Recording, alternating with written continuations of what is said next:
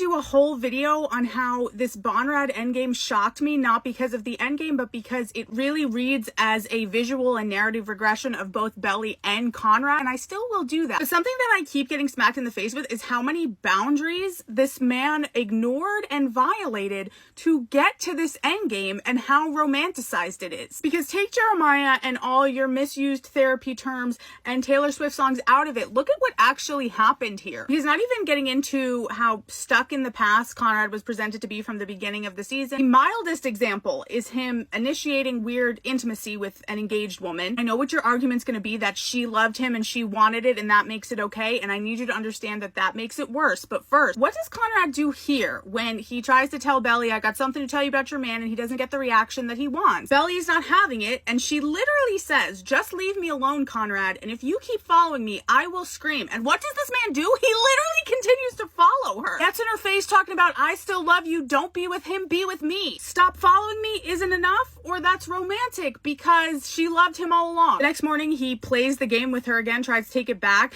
and is smug, and she's like, don't you understand you can't play with people like that? You're sick, you haven't changed at all. Says that he's trying to let her off the hook, and when she's not receptive to his advances, he gets in her face and starts insisting, no, you do love me. You remember Michael's? You remember this? And she's like, what you did is weird. We don't have that kind of relationship anymore. He's like, no, we do. And you guys think that's hot. And her getting a thrill from this, that's so healthy and good. Regardless, she tells him very clearly to leave her alone. Don't come back. Don't talk to me. Jeremiah tells him the same thing. And what does he do? He comes back up to her bedroom right away. Then after he finds out the wedding is called off, he doesn't even let the broken engagement sit in the air before he starts sending this girl who explicitly said, leave me alone, before he starts sending her letters and trinkets from her childhood to remind her that he exists. And mind you, he started sending these letters to her before he even had that AI generated conversation with Jeremiah. The wedding is called off in August. He's sending her letters by winter. And then less than a year later, he shows up to her apartment in a different country